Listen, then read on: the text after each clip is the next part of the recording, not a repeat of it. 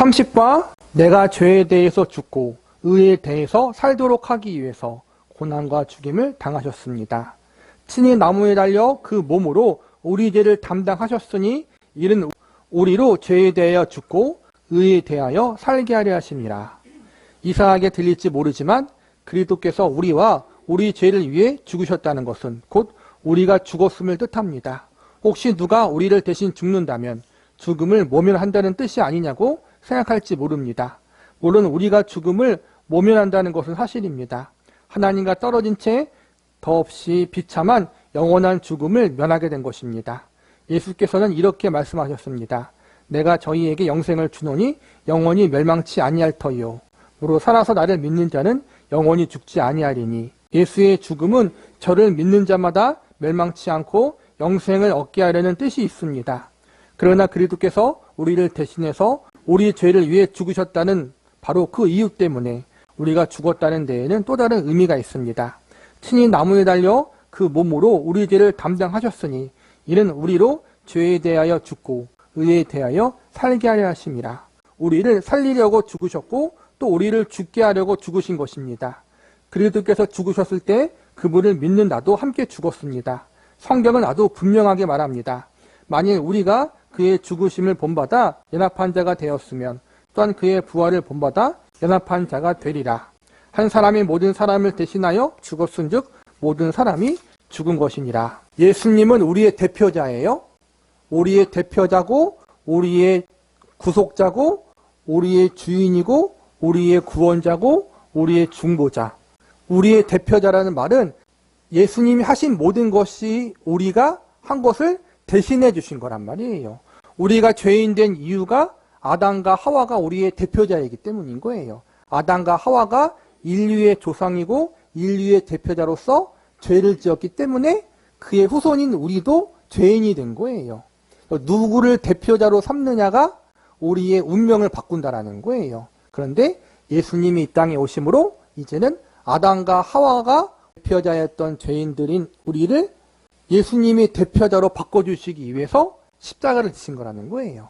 이제는 예수님을 믿는 자는 아담과 하와가 대표자가 아니라 예수님이 우리의 대표자가 되어주신다. 그래서 예수님이 하신 모든 일이 우리의 일이 되는 거예요. 아담과 하와가 한 일은 뭐예요? 하나님께 반역하고 하나님께 불순종함으로 죄를 지은 거예요. 그래서 그들이 한 반역과 그들이 저지른 죄가 우리의 반역이 되고 우리의 죄가 돼요. 그런데 이제 예수님을 믿으면 우리의 대표자가 예수님으로 바뀌었기 때문에 예수님이 행하신 모든 의로운 일들이 우리의 일이 되는 거란 말이에요. 십자가에서 죄를 용서해 주시고 하나님의 모든 뜻에 순종하시고 율법의 완성이 되신 모든 것들이 우리 것이 되어진다. 그래서 십자가에서 죽으심을 통해서 우리가 죽는다는 의미는 우리가 가지고 있었던 죄된 모든 모습이 예수님이 십자가의 죽으심으로 말미암아 우리도 죄인으로서 십자가에서 죽는다라는 거예요. 그런데 거기서 끝나는 것이 아니라 십자가에서 죽으신 예수님이 다시 부활하셨잖아요. 이것은 우리의 죄인된 모습이 예수님이 십자가에서 함께 죽고 부활하신 예수님과 함께 우리가 의로운 모습으로 다시 살아난다는 뜻이에요. 이 모든 일을 위해서 예수님이 십자가를 지시고 부활하신 것이다. 믿음은 바로 이 심오한 방법으로 그리스도와 연합한 상태에 있다는 증거입니다. 신자들은 그리스도와 함께 십자가에 못 박혔습니다. 우리는 과거로 눈을 돌려 그리스도의 죽음을 바라보면서 하나님의 마음에는 우리도 그리스도 안에 있음을 알게 됩니다. 우리 죄가 그리스도에게 맡겨졌고 우리가 받아야 할 죽음이 그리스도 안에서 우리에게 발생했습니다. 세례는 이렇게 그리스도와 함께 죽는 것을 상징합니다.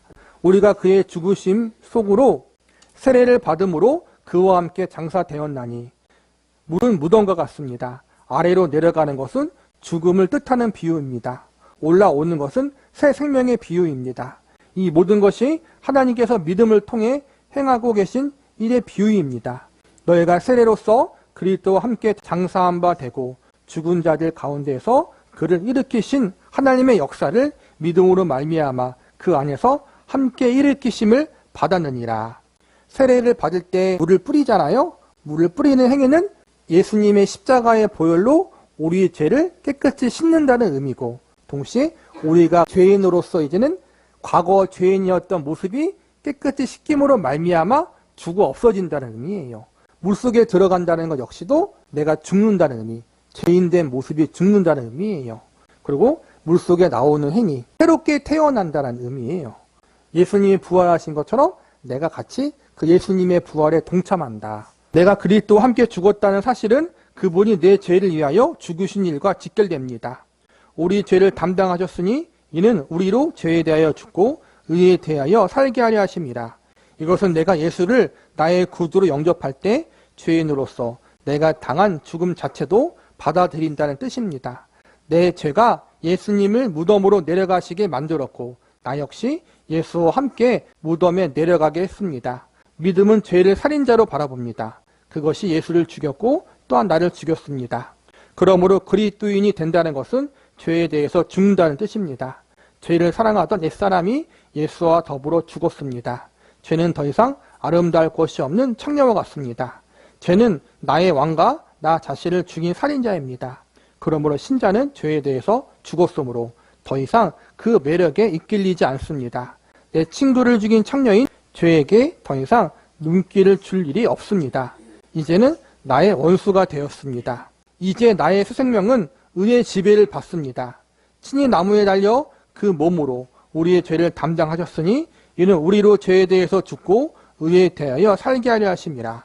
나를 사랑하사 나를 위해 자신을 주신 그리스도의 아름다움을 내 영혼이 사모합니다. 그분의 아름다움은 완전한 의입니다. 이제 내가 순종하고 사랑하는 계명은 이것입니다. 너희 자신을 죽은 자 가운데서 다시 산 자같이 하나님께 드리며 너희 지체를 의의 병기로 하나님께 드리니라. 이젠 예수님을 믿으면 우리 신분이 바뀌었고 정체성이 바뀌었다라는 거예요. 죄인에서 의인이 되었고 하나님과 원수였던 자가 하나님의 자녀가 되었다. 죄의 노예가 아니라 의의 종, 하나님의 사람이 되었다. 예수님이 십자가에 돌아가심으로, 십자가를 지심으로 죄의 지배를 받았던 나에게 죄의 지배의 사슬을 끊어주신 거예요. 끊어주면 뭐해? 다시 또 그 죄의 길을 갈 텐데, 그쵸?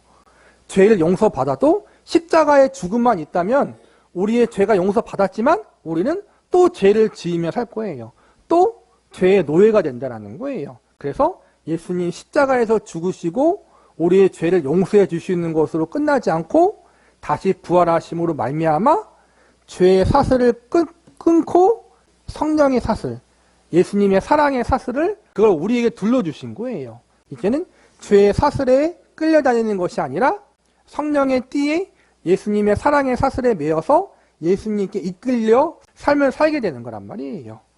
우리의 정체성은 이젠 죄에 속한 게 아니라 예수님께 속해 있다. 그래서 예수님이 부활하신 거란 말이에요. 그래서 우리가 예수님을 믿으면 구원받는다는 의미가 다 거기에 포함되어 있는 거예요. 예수님 십자가의 죽으심으로 내가 죄 용서받고 내가 죄인된 모습은 죽었고 예수님의 부활하심을 말미암아 내가 새로운 존재가 되어서 예수님께 속한 자가 되었다. 이 모든 게 함께 포함되어 있다. 죄인으로서 우리가 죽고 의인으로서 새롭게 태어나서 하나님께 속한 자가 되게 하기 위해서 예수님이 이 모든 일을 이루셨다라는 거예요.